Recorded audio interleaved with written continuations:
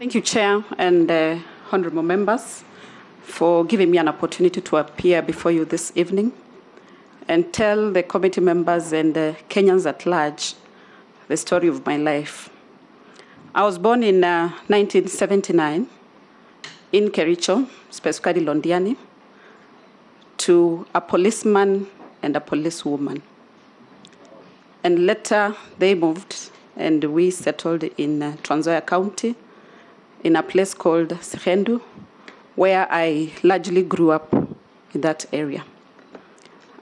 Members and chairs, you are aware, policemen and policewomen in this country are people who are moved from one station to another. So my parents were being moved from one station to another to work. And it's that time that I was taken up by my maternal uncle, who I lived with during my primary education, which I finished at a school called Baraton Primary School. It is in Kiminini constituency in Trans Nzoia County in 1992. And I'm happy to tell honorable members that in the KCPE exams of 1992, I was the best student in then Trans Nzoia district.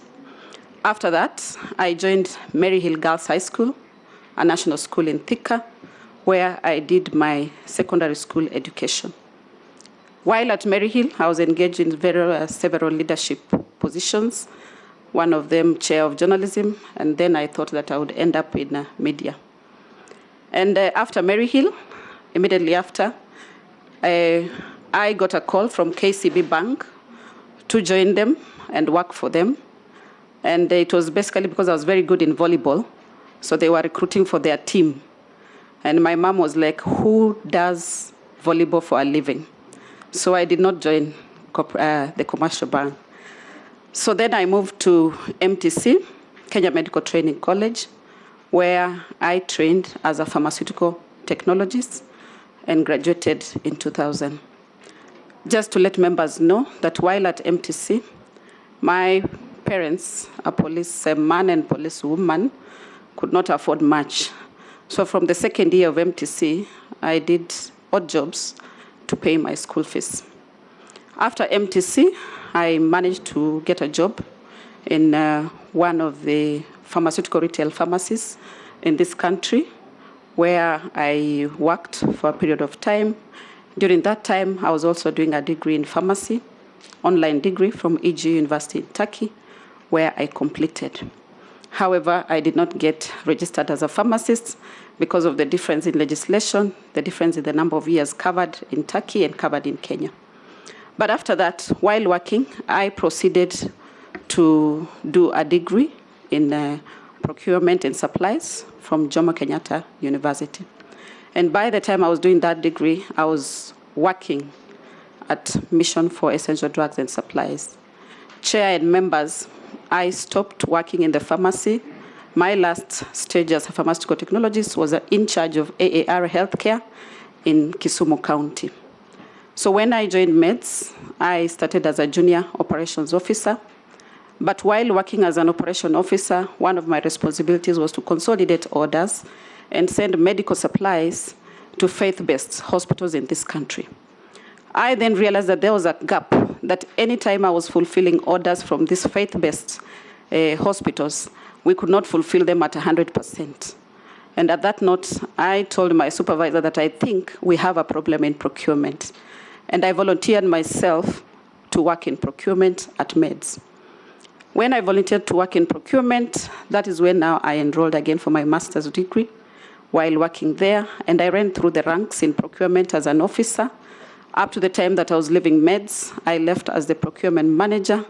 And as you are well aware, Mission for Essential Drugs and Supply is the second biggest, largest medical supply chain organization in this country that is run in a way that I could say very efficiently. So I worked at Mission for Essential Drugs for a good 7 years. Chair, I left in good terms when I had just finished my master's. And for the members' sake, I briefly interned at KEMSA during my master's level for a period of 3 months. After that, Chair, I joined the Nairobi Women Hospital, where I was in charge of procurement. Chair and members at Nairobi Women Hospital, I was in charge of end-to-end supply chain. What I mean by end-to-end is that I was in charge of the tomatoes that cooked the patient meals. I was in charge of the linen that was spread on patient beds. I was in charge of the equipment that was used in theater. And what many people don't like to hear, that I was in charge to ensure even the equipment in the mortuary worked while at MEDS. Honorable Chair and members, I left MEDS in 2016 to run for an elective seat in Trans Nzoia County, Women Rep. At that point, my party did not give me a ticket, so I dropped out at the nominations level. And I came back, and in 2017, I got another job with the Global Programs for Research, which is an affiliate of University of California, San Francisco, as their head of supply chain, and that is where I have worked to date. I took leave to also run for Women Rep in 2022. This time, I was lucky, I got the party ticket and went all the way into the elections. I didn't make it, and so I returned back to work after my leave. I'm still an employee of Global Programs for Research.